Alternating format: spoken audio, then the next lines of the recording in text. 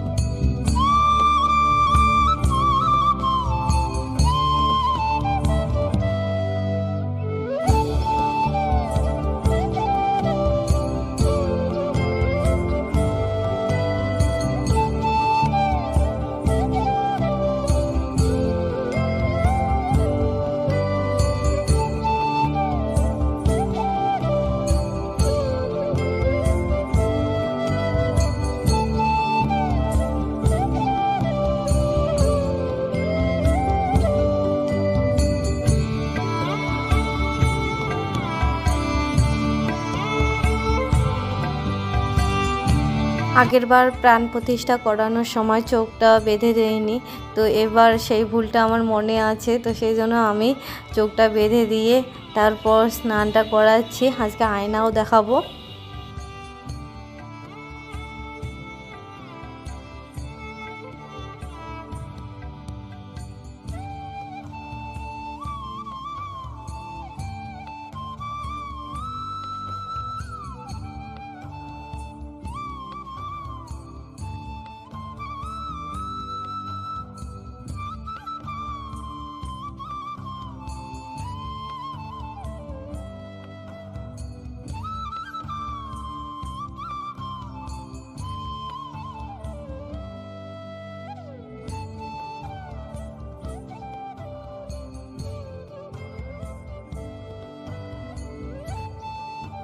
রাধারানীর এই ড্রেসটা কালকে বানিয়েছিলাম, খুব সুন্দর হয়েছে, একটু বড় হয়েছে কিন্তু খুব সুন্দর হয়েছে। তাছাড়াও রাধারানীর পা তো সবসময় দেখা যায় না, পাটা একদম ঢাকা রইল, খুবই ভালো লাগতেছে। আর রাধারানীর নীল রং খুবই পছন্দ, তো সেই অনুযায়ী আমি রাধাষ্টমীর দিনেই আর কি জন্মদিনেই এই রঙের জামাটা বানিয়েছি।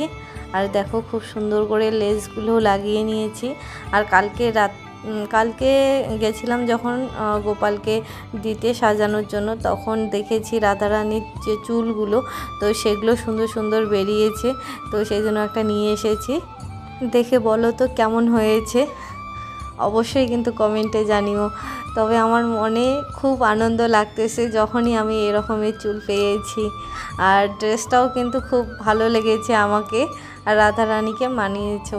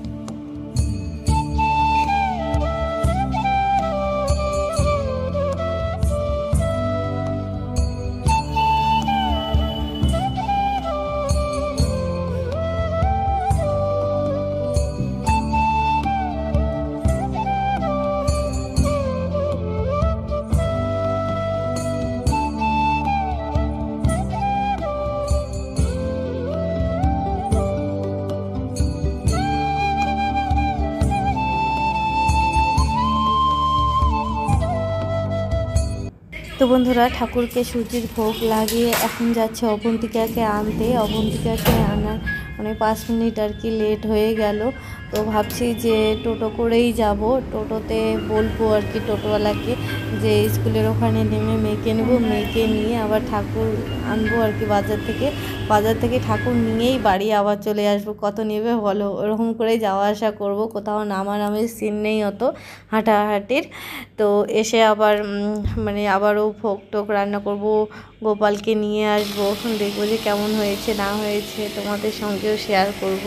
তো বন্ধুরা বাড়িতে এসে অবন্তিকাকে খেতে বললাম, তো ও বলছে এখন থেকে আমি উপাস। তো ও খেলো না, ও স্নান করতে গেল। আমি এখন নারকেলের নাড়ু বানাবোর জন্য নারকেলটা আগে ভালো করে ছুলে নিচ্ছি। না হলে নারকেল কোড়ানোর সময় উপরে যে মানে অংশগুলো গুঁড়ো গুঁড়ো ওগুলো আর কি পড়ে নারকেল কোড়ার মধ্যে। তো নাড়ু বানানোর সময় মানে ভালো লাগে না আর কি দেখতে। নারকেল কোড়ানোর পরে যদি সাদা ধবধবা দেখা যায় তাহলেই দেখতে মজা লাগে বলো। তো সেই জন্য নারকেলটা ভালো করে মানে ছুলে নিচ্ছি, নিয়ে ধুয়ে নিয়ে তারপর কোড়াবো, তাহলে দেখবে এক ফোঁটাও আর কি ওই উপরের অংশগুলো গুঁড়োগুলো পড়বে না নারকেলের মধ্যে। তো বন্ধুরা নারকেলের এই গুঁড়োগুলো আমি গাছের মধ্যে দেব, তাহলে গাছ নাকি ভালো হয়, সার পায়। তো আমার তো গাছের মধ্যে সারেরই অভাব পড়ে, মাঝে মধ্যে ফুল দেওয়া বন্ধ হয়ে যায়। তো সেই জন্য ভাবলাম এগুলো ফেলে না দিয়ে গাছের গোড়ায় টুকরো টুকরো করে মানে দিয়ে দেই। তো গাছের মধ্যে দিয়ে দিলাম। এখন নারকেলটা ধুয়ে নিয়ে ফাটিয়ে নিচ্ছি। নারকেলটা এত শক্ত অনেক কটা বাড়ি মারার পর গিয়ে ফাটলো। তো দেখছি নারকেলটা মোটামুটি ভালোই আছে, খারাপ হয়নি। কিছুদিন থাকলে পরে খারাপ হয়ে যেত।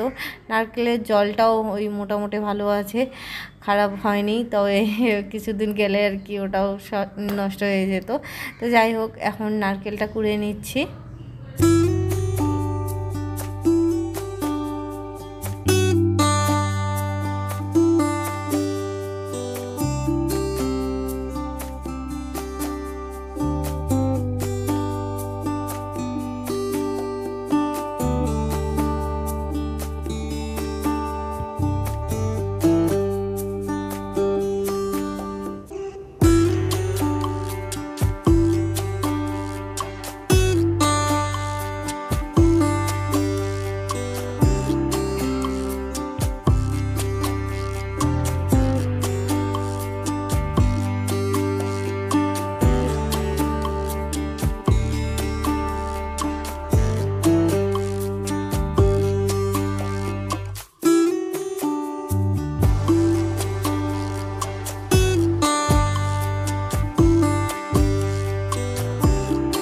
ভেবেছিলাম নারকেলের নাড়ুটা সাদা ধবধবেই হবে, কিন্তু এখানে আমি যে চিনিটা ব্যবহার করলাম সেটা হচ্ছে অর্গানিক চিনি।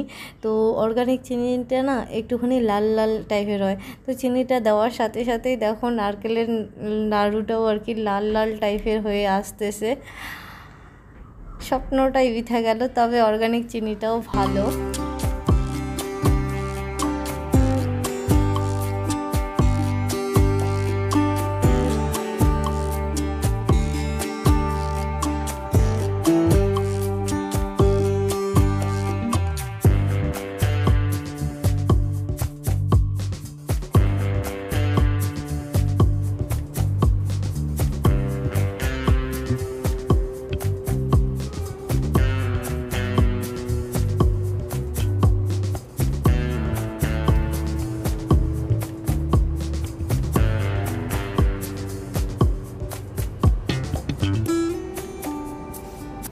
তো বন্ধুরা এখন আমি বানাবো হচ্ছে মাখনার ক্ষীর।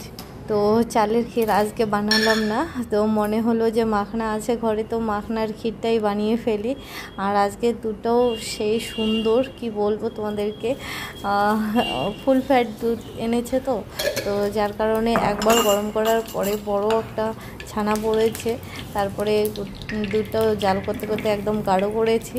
তো মাখনার সঙ্গে ক্ষীর বানালেই বেশি টেস্টি হবে। তো সেই জন্য মাখনা এখানে দেখো ঘি দিয়ে ভেজে নিচ্ছি।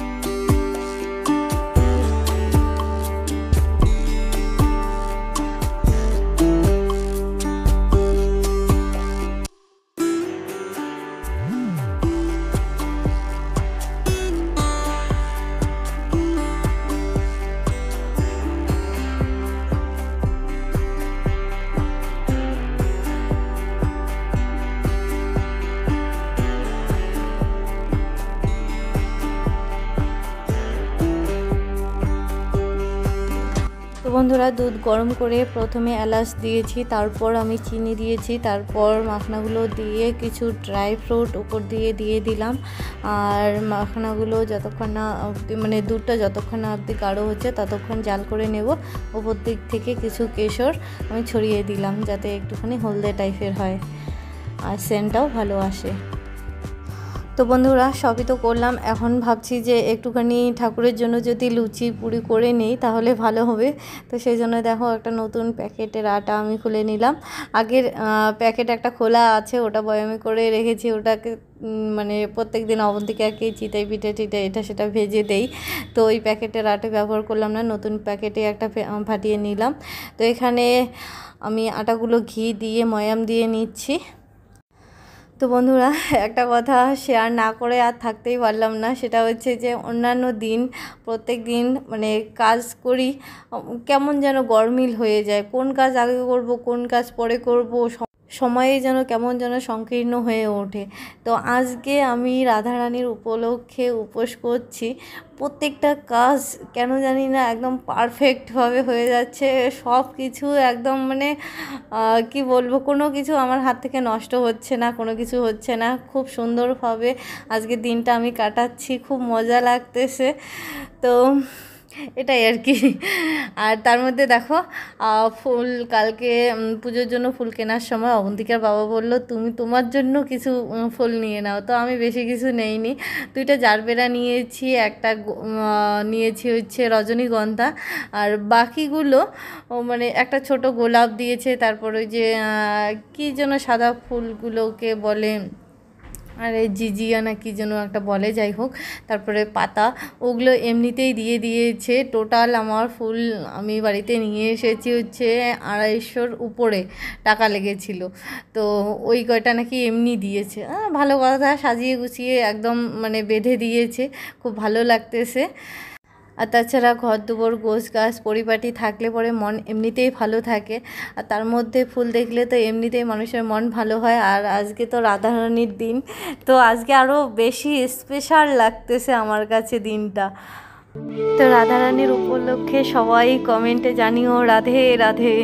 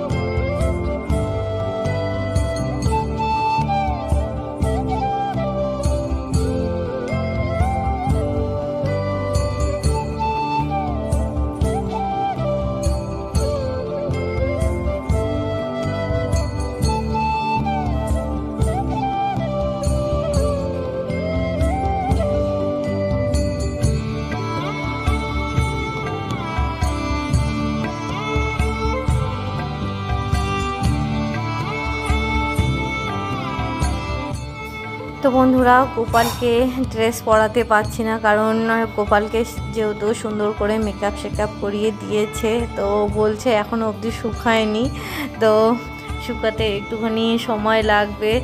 তো স্নান করানো যাবে না নাকি 2-3 দিন ধরে, তো আমি এমনি বসিয়ে রেখেছি, পরে আর কি সন্ধ্যার দিকে একটা জামা পরাবো, তারপরেও কী হয় হবে দেখা যাবে। না ড্রেস পরালে আবার মনটাও ভালো লাগে না, এমনি গোপালকে খেতে দিয়েছি।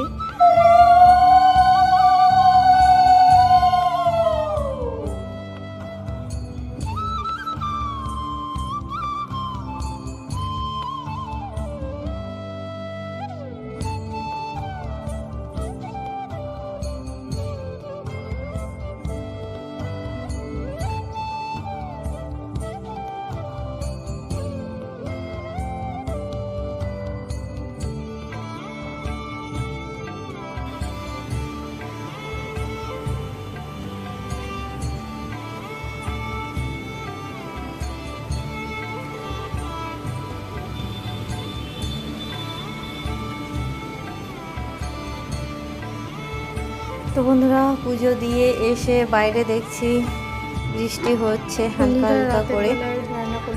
তো তারপর সন্ধ্যার দিকে আমি উপোস ভেঙেছিলাম প্রসাদ খেয়ে। তারপরে এখানে দেখো অবন্তিকার বাবার জন্য আমি রান্না করেছি হচ্ছে বুটের ডাল ঝিঙে আর পনির দিয়ে, আর এখানে করেছি বেগুন ভাজা আর ভাত করেছি। এগুলো দিয়ে দুই বাপ বেটি মিলে খাওয়া দাওয়া করে শুয়ে পড়লো, আর আমি মানে ওই ঠাকুরের প্রসাদ খেয়ে আর কি উপোসটা ভাঙলাম। ভাঙার পর স্নান করে গোপালকে শয়ন দিলাম। আমি একটা নাশপাতি কেটে খাচ্ছি, রাত্রিবেলা আর কিছু খেতে ইচ্ছা করছে না। এই সন্ধ্যার দিকে উপোস ভেঙেছিলাম, তো এখন শুয়ে পড়বো। তো বন্ধুরা আজকের মতো ব্লগটা এখানেই, টাটা। সবাই ভালো থেকো, সুস্থ থেকো, সাবধানে থেকো। দেখা হচ্ছে পরের আরেকটি ব্লগের সাথে। ব্লগটি ভালো লাগলে লাইক কমেন্ট শেয়ার করে দিও। নতুন বন্ধুরা চ্যানেলটিকে সাবস্ক্রাইব করে দিয়ে পাশে থাকা বেল বাটনটি অল নোটিফিকেশনে ক্লিক করে দিও। টাটা।